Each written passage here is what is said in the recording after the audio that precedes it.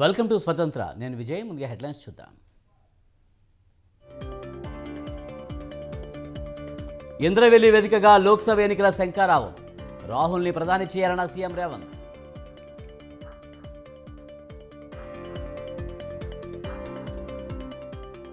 మరి కాసేపట్లో వైసీపీ 6వ లిస్ట్. ఉత్కంఠగా ఎదురు చూస్తున్న ఆశావహులు.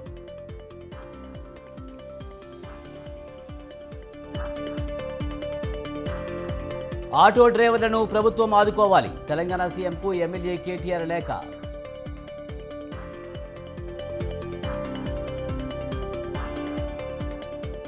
దేశంలో నిరుద్యోగం పెరిగిపోయింది. కార్పొరేట్లకు కేంద్రం కొమ్ము కాస్తుందన్న సిపిఐ.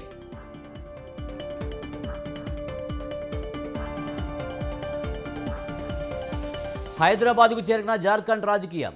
సామీర్పేటలో ఓ రిసార్ట్లో ఎమ్మెల్యేలు.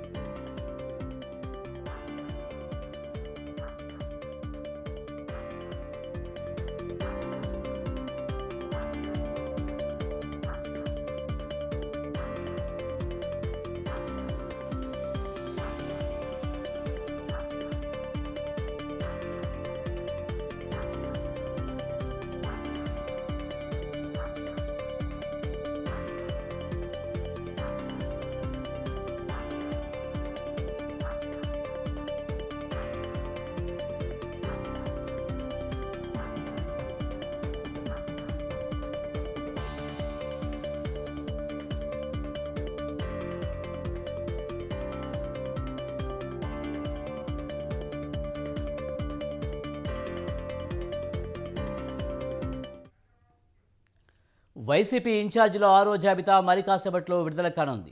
సుదీర్ఘ కసరత్తుల అనంతరం 6వ జాబితా సిద్ధం చేశారు వైసీపీ అధినేత ఏపీ సీఎం జగన్. ఇప్పటికే 5 జాబితాలు విడుదల చేసిన వైసీపీ మరికొంతమంది అభ్యర్థుల్ని ఈ జాబితాలో ప్రకటించనుంది. అటు మైలవరం వైసీపీ ఇన్ఛార్జిగా స్వర్ణాల తిరుపతిరావును ఖరారు చేసినట్లు ప్రచారం జరుగుతోంది. ఇక ఇప్పటికే విడుదల చేస్తున్న 5 జాబితాల్లో 61 ఎమ్మెల్యే, 14 పార్లమెంటు స్థానాలకు ఇన్ఛార్జీలను మార్పు చేసింది వైసీపీ అధిష్టానం.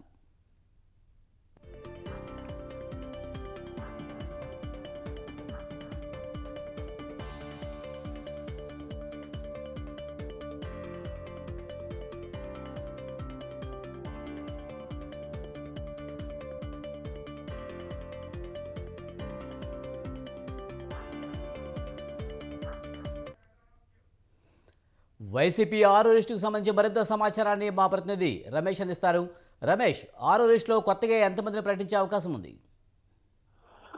Vijay, YSR Congress party MLA, MP అభ్యర్థుల మార్పులు చేర్పుల్లో భాగంగా ఇప్పటికే 5 జాబితాలు ప్రకటించింది. 5 జాబితాల్లో 61 మంది ఎమ్మెల్యే నియోజకవర్గాల్లో మార్పులు చేశారు. అదేవిధంగా 14 ఎంపీ స్థానాల్లో మార్పులు చేయడం జరిగింది. 6వ జాబితా మరి కాసేపట్లో విడుదల కానుంది. ఇప్పటికే దీనికి సంబంధించి కసరత్తు కూడా పూర్తయింది. ప్రధానంగా కొన్ని కీలక నియోజకవర్గాలకు సంబంధించి ఈ రోజు ఈ మార్పులు చేర్పుల జాబితాను ప్రకటించే అవకాశం ఉన్నట్టు తెలుస్తూ ఉంది. ప్రధానంగా మైలవరం నియోజకవర్గానికి సంబంధించి సిట్టింగ్ ఎమ్మెల్యేగా ఉన్న వసంత కృష్ణప్రసాద్ వైసీపీని వీడేందుకు సిద్ధమవుతూ ఉన్నారు. ఆయన తెలుగుదేశం పార్టీలో చేరేందుకు కూడా సిద్ధమవుతూ ఉన్నారు. ఈ నేపథ్యంలో అక్కడ కొత్త అభ్యర్థిని ప్రకటించేందుకు ఇప్పటికే సీఎం జగన్మోహన్ రెడ్డి నిర్ణయం తీసుకున్నారు. స్వర్ణ తిరుపతి యాదవ్ అనే వ్యక్తికి అక్కడ ఇన్ఛార్జ్ బాధ్యతలు అప్పగించేందుకు సీఎం జగన్మోహన్ రెడ్డి నిర్ణయం తీసుకున్నట్టు తెలుస్తుంది. 6వ జాబితాలో ఈ నియోజకవర్గానికి సంబంధించి పర్యటన వెలువడే అవకాశం ఉంది. అదేవిధంగా ప్రకాశం జిల్లాకు సంబంధించి గిద్దలూరు, అదేవిధంగా మార్కాపురం నియోజకవర్గాలకు సంబంధించి కూడా కసరత్తు గత కొద్ది రోజులుగా జరుగుతోంది. ఈ రోజు ఈ 6వ జాబితాలో ఈ 2 నియోజకవర్గాలకు సంబంధించి మార్పులు చేర్పులు ఉండే అవకాశం ఉన్నట్టు తెలుస్తుంది. ప్రధానంగా 2 నియోజకవర్గాల్లో సిట్టింగ్ ఎమ్మెల్యేలుగా ఉన్న అన్న రాంబాబు, అదేవిధంగా నాగార్జునకు నియోజకవర్గాలు మార్చే అవకాశం ఉన్నట్టు తెలుస్తుంది. దీంతో పాటు ఒంగోలు పార్లమెంట్ స్థానానికి సంబంధించి కూడా ఒక స్పష్టత ఈ రోజు వచ్చే అవకాశం ఉన్నట్లయితే తెలుస్తుంది. ఒంగోలు ఎంపీ స్థానాన్ని చివరైతే భాస్కర్ రెడ్డికి ఇవ్వాలని వైసీపీ నిర్ణయించింది. కానీ ఆ నిర్ణయాన్ని జిల్లాకు చెందిన మాజీ మంత్రి బాలినేని శ్రీనివాసరెడ్డి తీవ్రంగా వ్యతిరేకిస్తూ ఉన్నారు. అయినప్పటికీ వైసీపీ ఈ విషయంలో ముందుకు వెళ్లే దిశగా ఆలోచన చేస్తున్నట్టయితే తెలుస్తోంది. దీనిపైన కూడా ఒక క్లారిటీ ఇచ్చే ఆలోచన సీఎం జగన్ చేస్తున్నారు. అదేవిధంగా కర్నూలు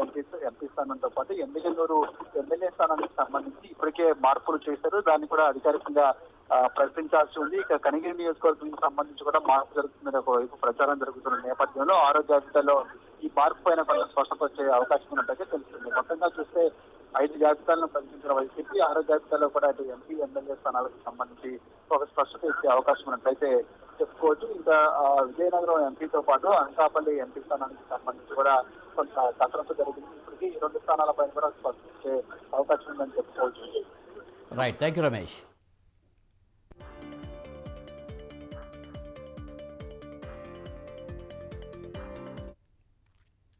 కాకినాడ జిల్లా పిఠాపురం నియోజకవర్గం ఎండపల్లి గ్రామంలో పేద ప్రజల ఆరోగ్య పరిరక్షణలో భాగంగా విష్ణు హాస్పిటల్ అధినేత పెల్లా శ్రీధర్ మెగా వైద్య శిబిరాన్ని నిర్వహించారు. వందలాది మంది పేదలకు వైద్య సేవలు అందించడంతో పాటు మందులను కూడా ఉచితంగా అందజేశారు. పేదరికంలో ఉన్న వారందరికీ మెరుగైన వైద్యం అందించాలనే లక్ష్యంతో ముందుకు సాగుతున్నామని పెల్లా శ్రీధర్ అన్నారు.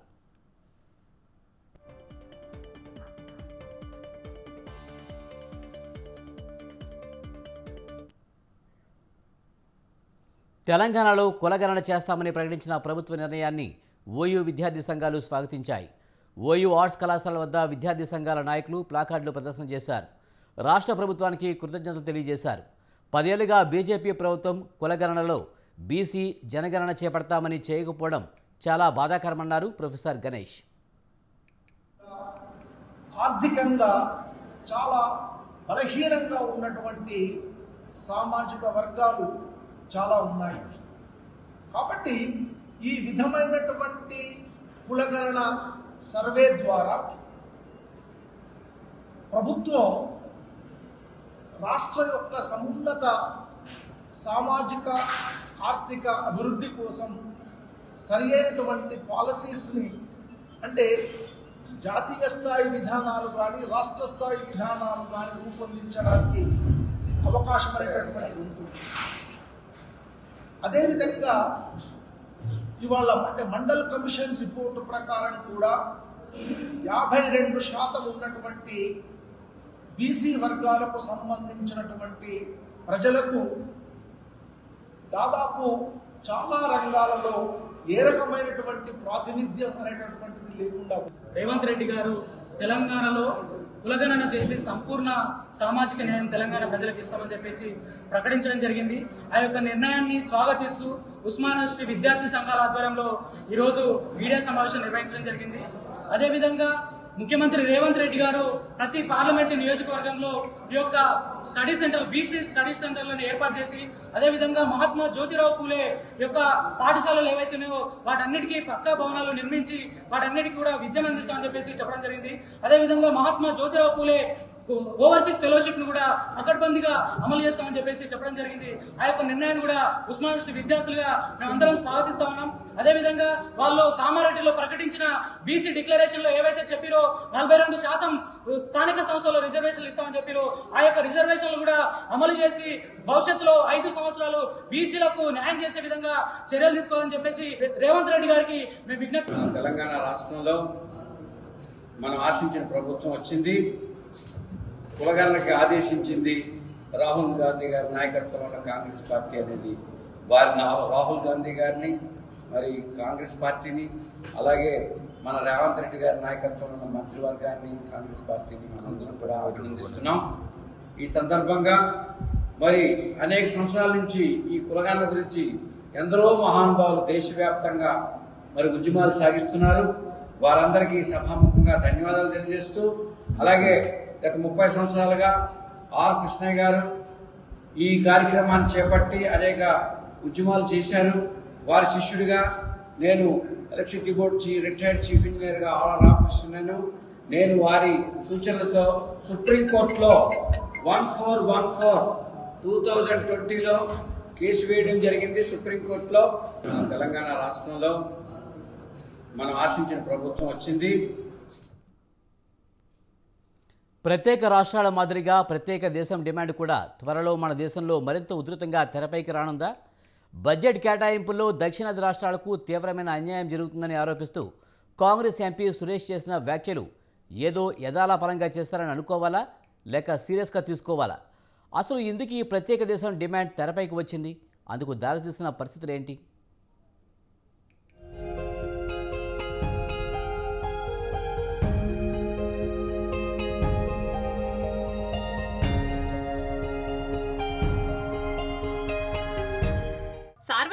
ఎన్నికల వేళ మధ్యంతర బడ్జెట్ ప్రవేశపెట్టింది కేంద్రంలోని మోడీ సర్కార్. అయితే బడ్జెట్పై చర్చ సందర్భంగా వచ్చిన డిమాండ్ పైనే ఇప్పుడు దేశవ్యాప్తంగా చర్చ జరుగుతోంది.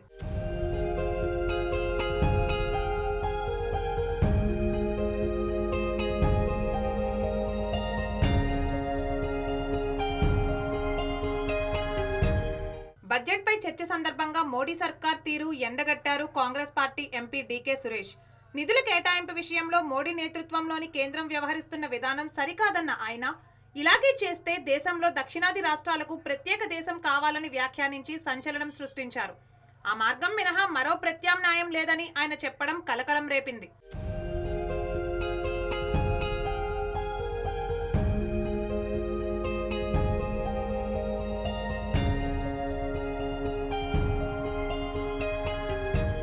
నిజానికి మన దేశంలో ప్రత్యేక రాష్ట్రాల డిమాండ్ ఎక్కువగా వినిపిస్తూ ఉంటుంది.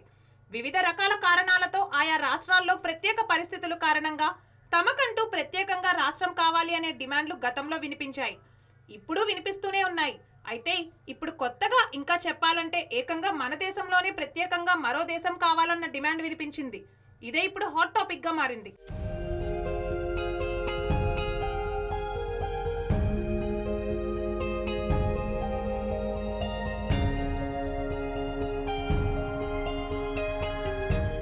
బడ్జెట్లో ఎప్పుడు చూసినా దక్షిణాది రాష్ట్రాలకు రావాల్సిన నిధులను కేంద్రం ఉత్తర భారతదేశానికి మళ్లిస్తోంది అన్న విమర్శలు వినిపిస్తూనే ఉంటాయి.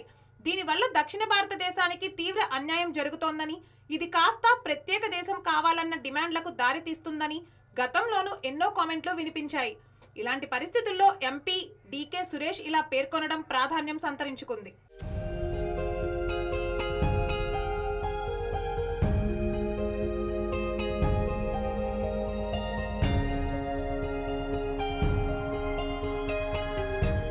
అయితే ఎంపీ వ్యాఖ్యలపై తీవ్ర స్థాయిలో అభ్యంతరం వ్యక్తం చేసింది బీజేపీ. పార్లమెంటు సభ్యుడిగా ప్రమాణ స్వీకారం చేసిన ఆయన అలా మాట్లాడడం అంటే ఆ ప్రమాణాన్ని ఉల్లంఘించడమేనని తెలిపారు పార్లమెంటరీ వ్యవహారాల మంత్రి ప్రహ్లాద్ జోషి. దీనిపై ఆయన బహిరంగంగా క్షమాపణ చెప్పాలని డిమాండ్ చేశారు. कांग्रेस पार्टी सहितम ఈ విషయంలో స్పందించాలన్నారు జోషి. कल कांग्रेस के एक सदस्य, इस सदन के एक सदस्य और कर्नाटक के उप मंत्री का भाई भी है श्री डीके सुरेश, मीडिया के सामने एक स्टेटमेंट दिया है और स्टेटमेंट देते हुए इसका विभाजन का बात की है। इस रेवेन्यू और बजट अलोकेशन का झूठा बेस बनाते हुए देश का विभाजन का जो बात उन्होंने जो की है, मैं घोर निंदा करता हूं और खंडन करता हूं। इस एक कांग्रेस का नेता ने संविधान का भी अपमान किया है। का विभाजन लेकर कांग्रेस का ये परंपरा अभी भी बरकरार है के ऊपर हमने जो शपथ लेते हैं उस शपथ का अपमान किया है। एक तरफ बाबा साहेब अंबेडकर का भी अपमान किया है। डीके सुरेश వ్యాఖ్యలను ఖండించారు కాంగ్రెస్ పార్టీ అధ్యక్షులు మల్లికార్జున ఖర్గే. కాశ్మీర్ నుంచి కన్యాకుమారి వరకు ఏక భారత్ తమ నినాదమని, ఈ విషయంలో సొంత పార్టీ వాళ్ళైనా ఇంకెవరైనా దేశాన్ని విచ్ఛిన్నం చేసేలా వ్యాఖ్యానిస్తే చర్యలు తీసుకోవచ్చంటూ వ్యాఖ్యానించారు ఆయన. तो मैं दो ही शब्द बोला कि एक तो सदस्य नहीं है, दूसरा उन्होंने, मैं सुना कि आज के टीवी में कि उन्होंने कहा मैं ये नहीं किया हूं। अगर किया है तो प्रिविलेज को वहां पर भेजने दो, वो करने दो। तीसरी बात बोलता हूं, अगर कोई भी देश को तोड़ने की बात किया हम कभी सहन नहीं करेंगे, चाहे वो किसी पार्टी का हो, चाहे मेरे पार्टी का हो, चाहे उनके पार्टी का हो, चाहे और किसी के। इस देश को एकता रखने के लिए कोई कहे या नहीं कहे, मैं खुद मल्लिकार्जुन खड़गे होके कहूंगा, कन्याकुमारी से लेकर कश्मीर तक हम एक है, एक रहेंगे, एक देश रहेंगे। डीके सुरेश వ్యాఖ్యల సంగతి కాసేపు పక్కన పెడితే, ఉత్తర భారతం దక్షిణ భారతం అనే పేరు రేఖ ఎప్పటి నుంచో ఉంది. నియోజకవర్గాల పునర్విభజన విషయంలో కామ్రేడ్లు గతంలోనే వీటిపై కీలక వ్యాఖ్యలు చేశారు. జనాభా రీత్యా నియోజకవర్గాల పునర్విభజన చేయడం వల్ల ఉత్తర భారతదేశంలో ఎక్కువగా, దక్షిణ భారతదేశంలో తక్కువగా నియోజకవర్గాల ఏర్పాటు ఉంటుందని గతంలోనే చెప్పుకొచ్చారు. ఇక నిధుల విషయంలోనూ ఈ వివక్ష ఎప్పటి నుంచో కొనసాగుతోందన్న విమర్శలు కూడా ఉన్నాయి. దక్షిణాది నుండి భారీగా వచ్చే పన్నులను ఉత్తరాదిలో అభివృద్ధికి ఎక్కువగా ఖర్చు చేస్తున్నారని, తద్వారా కేటాయింపుల్లో దక్షిణాదికి తక్కువగా వస్తున్నాయన్నది వీరి ప్రధాన ఆరోపణ. ఇప్పుడు అదే అర్థంతో ఎంపీ డీకే సురేష్ చేసిన వ్యాఖ్యలు మరోసారి నిధుల పంపకాల మధ్య ఉన్న తేడాను స్పష్టం చేస్తున్నాయన్న అభిప్రాయం వ్యక్తమవుతోంది. ప్రజల దృష్టికి ఈ తేడా తీసుకురావడమే తన వ్యాఖ్యల ప్రధాన ఉద్దేశమని డీకే సురేష్ చెప్పినా కేంద్ర ప్రభుత్వాల వ్యవహార శైలి ఉత్తర దక్షిణ భారతాల మధ్య ఎలా ఉందన్నది ఆయన వ్యాఖ్యల ద్వారా మరోసారి అందరి దృష్టికి వెళ్ళిందన్న వాదన మేధావి వర్గం నుంచి వినిపిస్తోంది.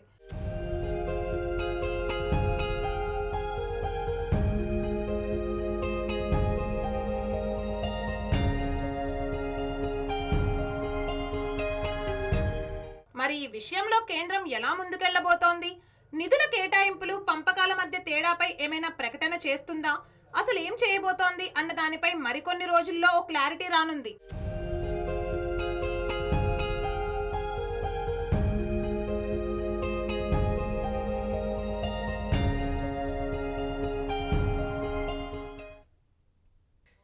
ఇవి బులెటిన్ విశేషాలు. చూస్తూనే ఉండండి స్వతంత్ర.